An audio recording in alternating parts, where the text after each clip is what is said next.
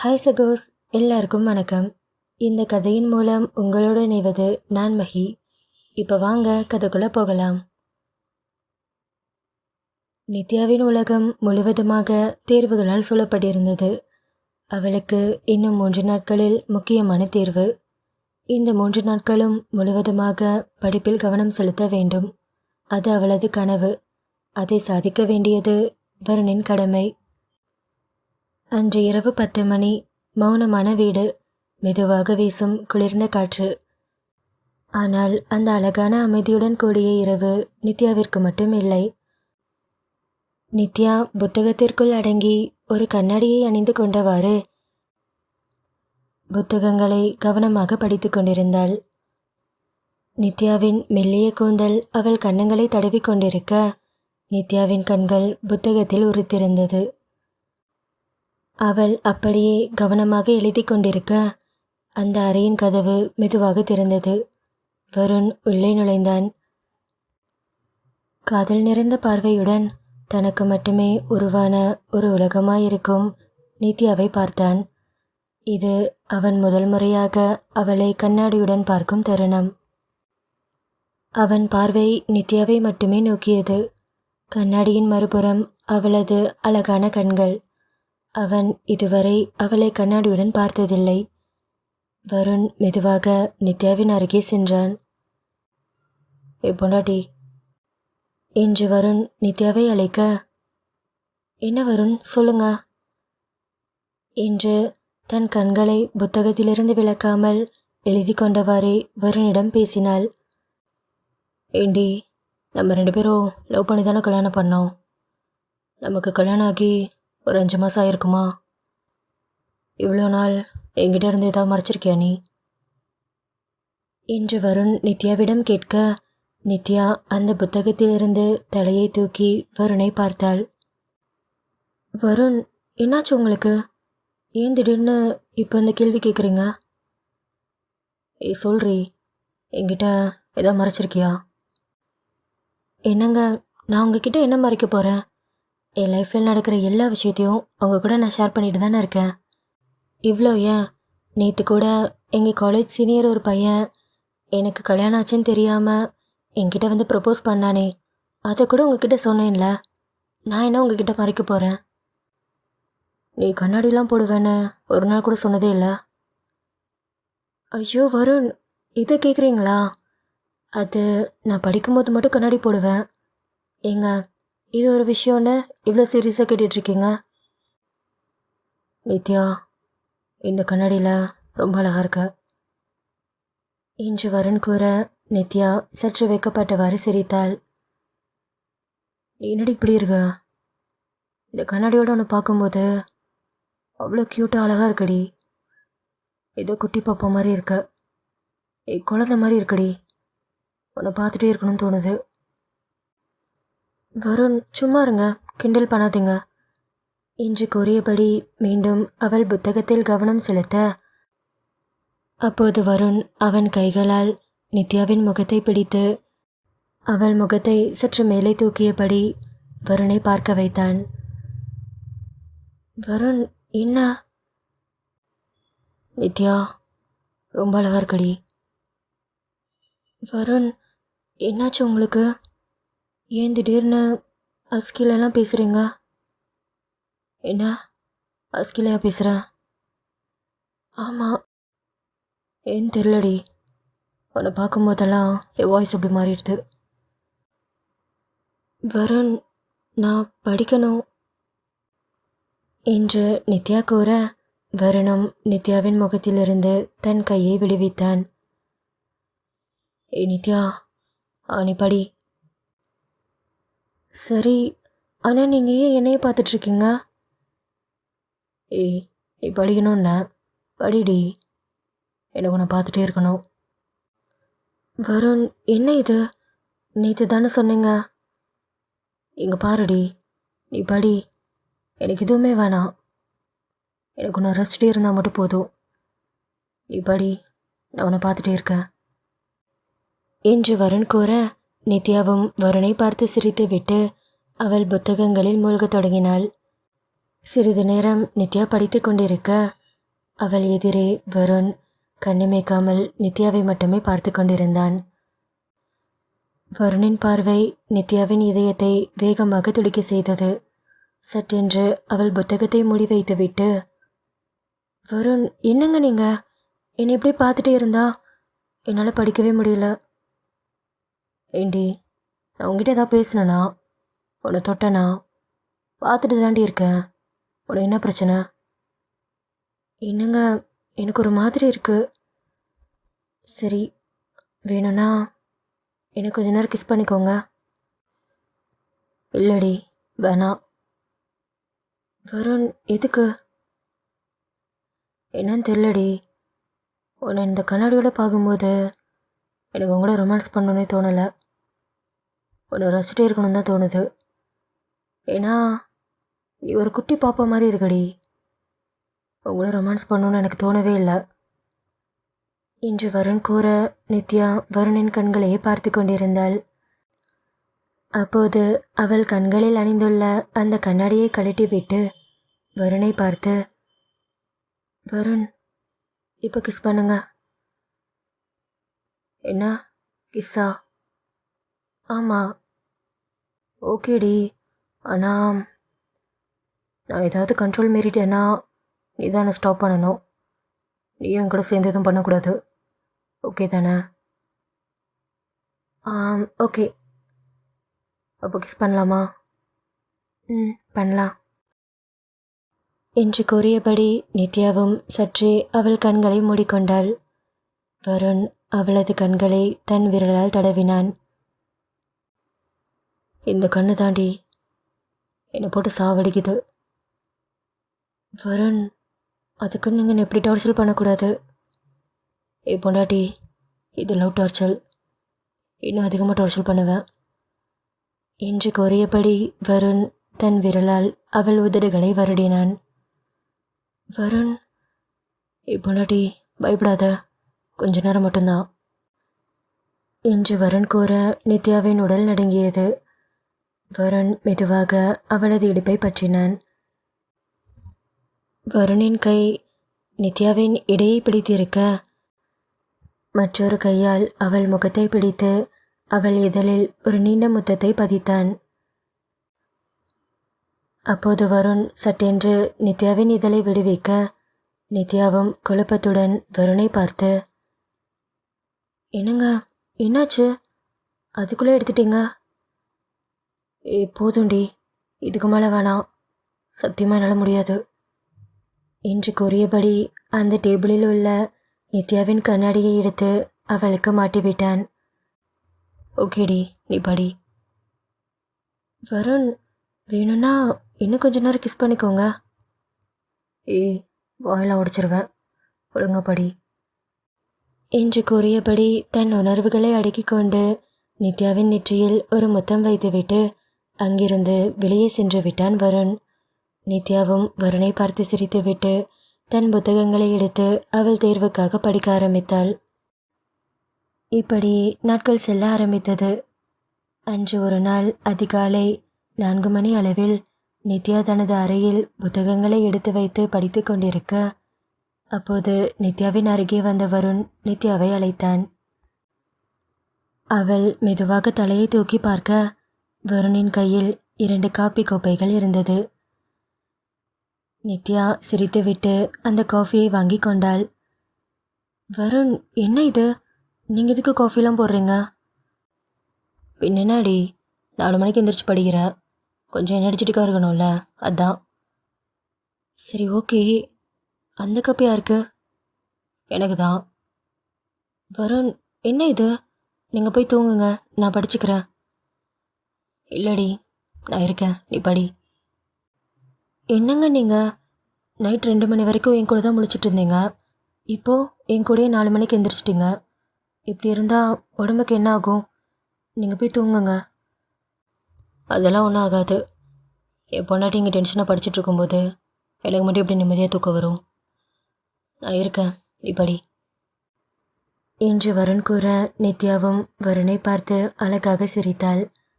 இப்படியே நேரம் சென்று கொண்டிருந்தது. காலை வேளையில் வருண் பாத்ரூமின் உள்ளே குளித்து கொண்டிருக்க வெளியே நித்யா வருணுக்கு தேவையான ஷர்ட்டை அயன் செய்து கொண்டிருந்தாள். அவனுக்கு தேவையான சாக்ஸ், டை என்று எல்லாவற்றையும் அந்த கட்டிலில் எடுத்து வைத்து கொண்டிருக்க, அப்போது வெளியே வந்த வருண் நித்யாவை பார்த்தான். ஏய், என்னடி பண்ணிட்டு இருக்க? வருண், ஒன்றும் இல்லைங்க, உங்களுக்கு தான் ட்ரெஸ் எடுத்து வைக்கிறேன். இங்கே பாரு, அதெல்லாம் நான் பார்த்துக்கிறேன். உன்னை படிக்க தாண்டி சொன்னேன். இல்லைங்க, நீங்கள் குளிச்சுட்டு இருந்தீங்க, ஆஃபீஸ்க்கு டைம் ஆகும், இதெல்லாம் டெய்லி நான் தானே பண்ணுவேன். இங்கே பாரு நித்யா, எக்ஸாம் முடிகிற வரைக்கும் நீ எந்த வேலையும் பண்ணக்கூடாது. எல்லாத்தையும் நான் பார்த்துக்கிறேன். நீ ஒழுங்காக படிக்கிற வேலையை மட்டும் பாரு. நீ போய் படி. அம்மா, உனக்கு என்ன ட்ரெஸ் போடணும் நான் அயன் பண்ணி வைக்கிறேன். வருண், அதெல்லாம் ஒன்றும் வேணாம்.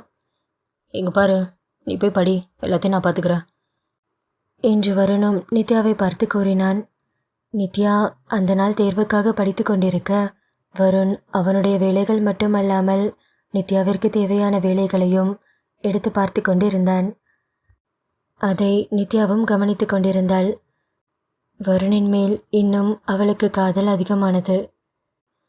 நித்யா அறையில் உள்ள கட்டிலில் அமர்ந்து கொண்டவாறு படித்து கொண்டிருக்க, அப்போது வருண் ஒரு பிளேட்டில் நித்யாவிற்கு சாப்பாட்டை எடுத்து அறையின் உள்ளே நுழைந்தான். பொண்டாட்டி, ஆக்காட்டு. வருண், நான் என்ன பாப்பாவா? நானே சாப்பிட்டுக்கிறேன்.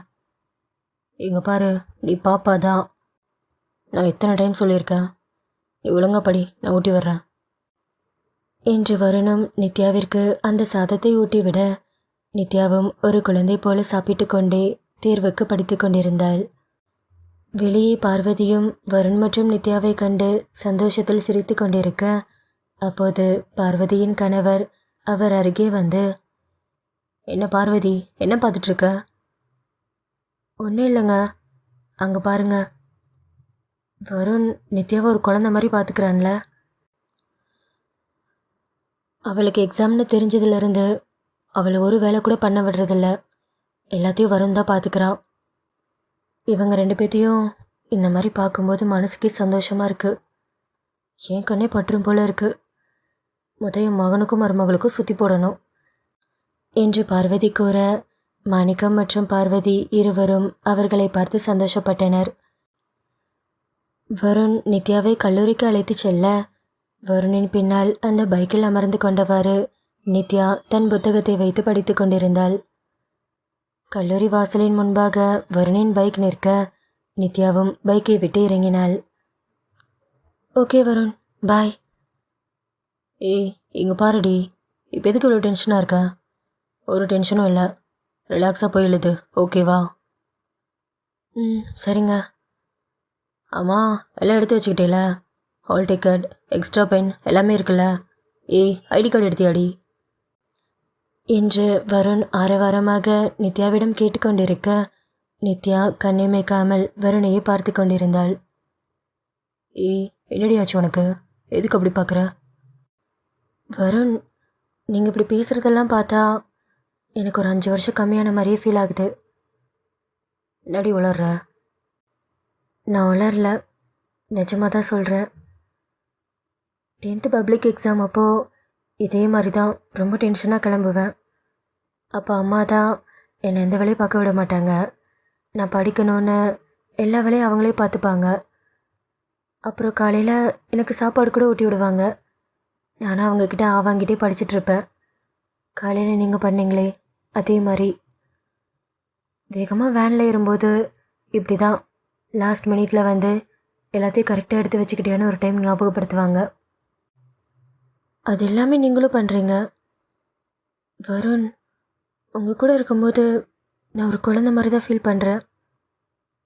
என்னை எவ்வளோ கேரிங்காக பார்த்துக்கிறீங்க. நீங்கள் இப்படிலாம் பண்ணுறதை பார்க்கும்போது ஒரு மாதிரி இருக்குது, எனக்கு அழுகையே வர மாதிரி இருக்குது என்று நித்யாவும் ஒரு குழந்தை போல கண்ணீர் மிதக்க வருணை பார்த்து கூறினாள். ஏய், பைத்தியம், எதுக்கடி அழுகிற? யாரோ பார்க்க போகிறாங்க, ஒத்த கண்ணத்தோட. பார்த்தா பார்க்கட்டும், நான் சந்தோஷமாக தான் அழுகிறேன். வருண், யார் நீ? எப்படி லைஃப்குள்ளே வந்த? என் கூட நிறைய சண்டை போடுற, அதை விட அதிகமாக ரொமான்ஸ் பண்ணுற, என்னை அம்மா மாதிரி பார்த்துக்கிற, நான் உனக்கு அப்படி என்ன பண்ணிட்டேன்? எதுக்கு என் மேலே இவ்வளோ லவ்? நித்யா, அதெல்லாம் சொன்னால் புரியாதுடி. இங்கே பாரு, அந்த மாதிரிலாம் பேசாத. எனக்கு ஏதோ ஒரு மாதிரி ஆகுது. இங்கே பாரு, நீ மட்டும் என் லைஃப்குள்ளே வரலனா இன்னொரு என் லைஃப் எப்படி போயிருக்குன்னே தெரியாது. என் வாழ்க்கை இவ்வளோ அழகாக மாறினதுக்கு காரணமே நீ தாண்டி. நீ என்னோட ஏஞ்சல். உனக்காக நான் என்ன வேணாலும் பண்ணுவேன் என்று வருண் கூற, நித்யா சட்டென்று வருணின் கன்னத்தில் முத்தம் வைத்துவிட்டு வேகமாக ஓடிச் சென்றாள். ஏ பொண்டாட்டி, என்ன? All the best. தேங்க்ஸ் என்று வருணிடம் கூறிவிட்டு சந்தோஷமாக கல்லூரியின் உள்ளே ஓடிச் சென்றாள் நித்யா. இப்படியே நேரம் சென்று கொண்டிருக்க தேர்வை முடித்துவிட்டு நித்யா வேகமாக கல்லூரியை விட்டு வெளியே ஓடி வந்தாள். அங்கு வருணை கண்டதும் வேகமாக வருணின் அருகே சென்றாள். வருண், என்ன எங்கே இருக்கீங்க? ஆஃப்டர்நூன் தான் ஆகுது. நீங்கள் பேங்க்குக்கு போகலையா? நான் போனேன்டி, ஆனால் மைண்ட் ஒரு மாதிரியே இருந்தது. நீ எப்படி எக்ஸாம் பண்ண எதுவுமே தெரிலையா? அதான் போய் ஒரு 1/2 hourல பெர்மிஷன் போட்டு வந்துட்டேன். அப்போது காலையிலேருந்து இங்கே தான் இருந்தீங்களா? ஆமாம், உனக்காக தான் வெயிட் பண்ணிகிட்டு இருந்தேன். அம்மா, எக்ஸாம் எப்படி எழுதுன? வருண், அதையும் கேட்குறீங்க?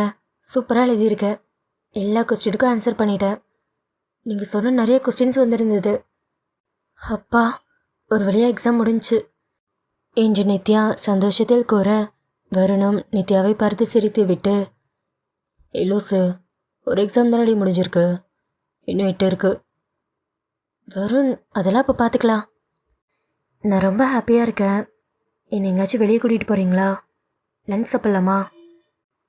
அதெல்லாம் ஒன்றும் வேணாம், மரியாதையாக வீட்டுக்கு கிளம்பு. வருண், நம்ம 2 பேரும் வெளியே போய் 4 daysக்கு மேலே ஆச்சு. ப்ளீஸுங்க.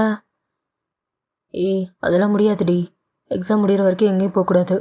ஒழுங்காக வீட்டுக்கு வந்து படி, வந்து பைக்கில் உட்காருவா என்று வருண் கூற, நித்யாவும் சோகமாக தன் முகத்தை வைத்துவிட்டு வருணின் பின்னால் அமர்ந்து கொண்டாள்.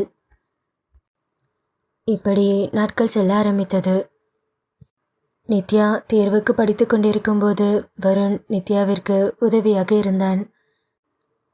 இரவு முழுவதும் வருண் நித்யாவோடு உட்கார்ந்து பாடங்களை சொல்லிக் கொடுத்தான்.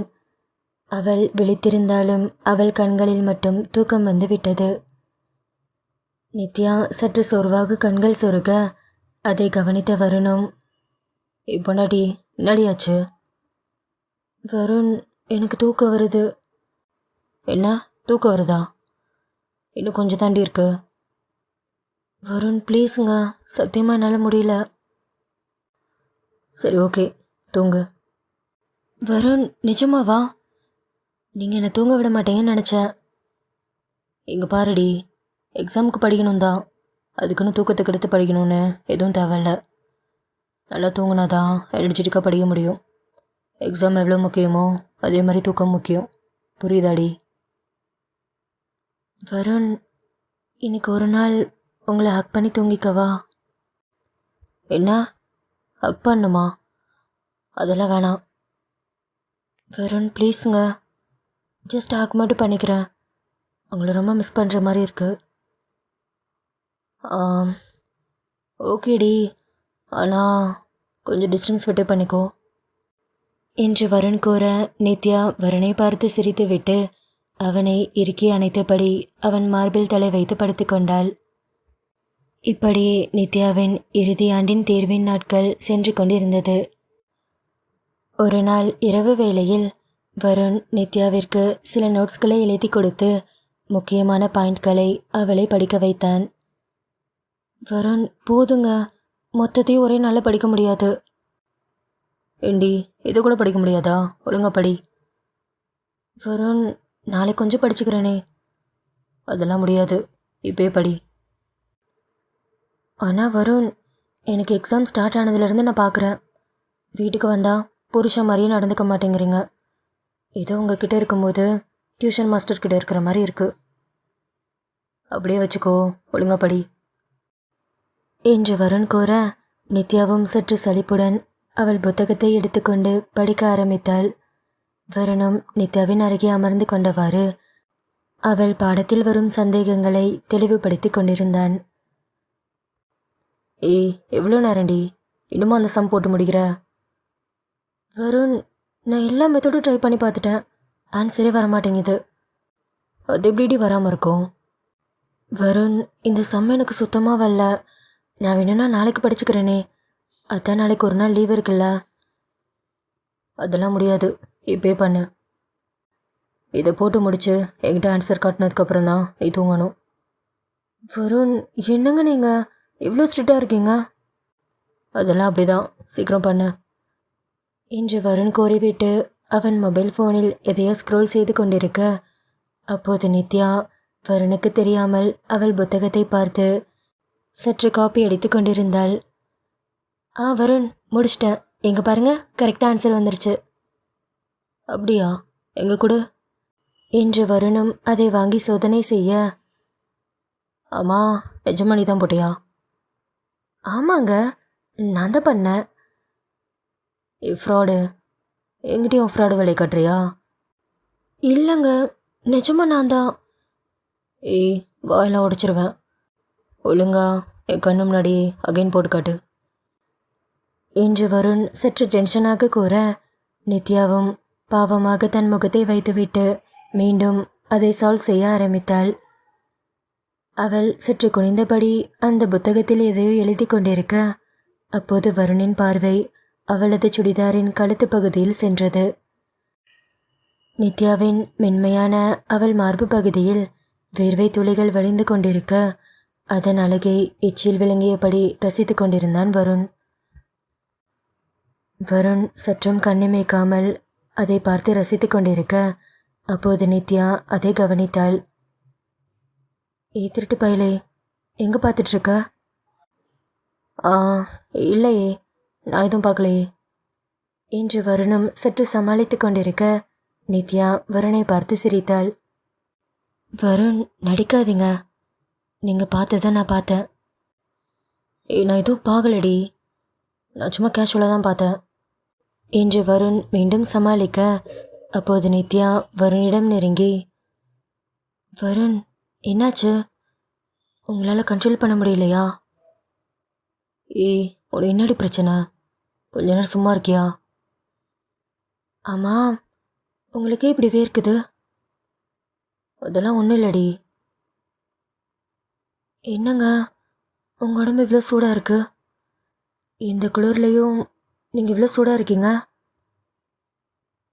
சும்மா இருடி. வருண், நம்ம வேணும்னா கொஞ்சம் சும்மா இருடி. இல்லைங்க, நான் என்ன சொல்ல வரேன்னா, இங்கே பாரு, எதுவும் சொல்ல வேணாம். நீ இந்த சம்ம போடு, இல்லாடி பேசாமல் போய் தூங்கு. நான் வெளியே போயிட்டு வரேன். வருண், மணி 11 ஆச்சு, இந்த நேரத்தில் எங்கே போகிறீங்க? புரிஞ்சு ஓடி, எனக்கு ஒரு மாதிரி இருக்குது. நான் இன்னும் கொஞ்ச நேரம் இங்கே இருந்தால் ஏதாவது நடந்துடும். நான் கொஞ்ச நேரம் வெளியே போயிட்டு வரேன் என்று கூறியவன் வேகமாக எழுந்து சென்று அவன் டிஷர்ட்டை மாற்றிவிட்டு பைக் சாவியை எடுத்துக்கொண்டு அங்கிருந்து வேகமாக புறப்பட்டான். அந்த பைக்கை ஸ்டார்ட் செய்து வெகு தூரம் சென்றான் வருண்.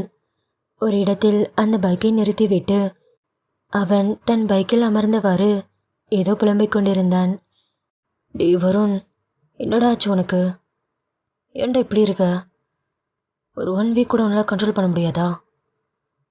நித்யாவுக்கு எக்ஸாம் முடிகிற வரைக்கும் எதுவும் நடக்கூடாது. உன்னை யார் அவள் அங்கெல்லாம் பார்க்க சொன்னது என்று கூறியபடி ஒரு சிகரெட்டை எடுத்து பற்ற வைத்து ஸ்மோக் செய்ய ஆரம்பித்தான் வருண். இங்கே பாரு வருண், அவளுக்கு எக்ஸாம் முடிகிற வரைக்கும் கொஞ்சம் கண்ட்ரோல்டாக இரு. உன்னை இவளை வச்சுக்கிட்டு இப்படி தான் இருக்கிறது. என்னை போட்டு சாவடிக்கிறா. அவள் மேலே ரொம்ப அடிக்ட் ஆகிட்டேன்னு நினைக்கிறேன். அதுலேருந்து எப்படி வெளியே வருதுன்னு கூட தெரியல. உன்னை ஏதோ பண்ணிட்டாடாவ. அந்த 2 கண்ணையும் உருட்டி உருட்டி ஏதோ பண்ணி மயக்க வச்சிட்டான் என்று நித்யாவை நினைத்தபடி அந்த ஆள் நடமாட்டம் இல்லாத இரவு நேர சாலையில் வருண் சற்று டென்ஷனாக ஸ்மோக் செய்து கொண்டிருந்தான். இந்த கதையுடைய அடுத்த பாகம் சீக்கிரமே சேனலில் வந்துடும். மறக்காமல் சேனலை சப்ஸ்கிரைப் பண்ணி வச்சுக்கோங்க. வீடியோ பிடிச்சிருந்துச்சுன்னா மறக்காமல் ஒரு லைக் பண்ணிக்கோங்க. அண்ட் கதைகளை பற்றின உங்கள் கருத்துக்களை கமெண்ட்டில் சொல்லுங்கள். என்னோட நீ இருந்தால் தொடர்கதையின் அடுத்த பாகத்தில் உங்களை வந்து சந்திக்கிறேன். தேங்க்ஸ் ஃபார் வாட்சிங்.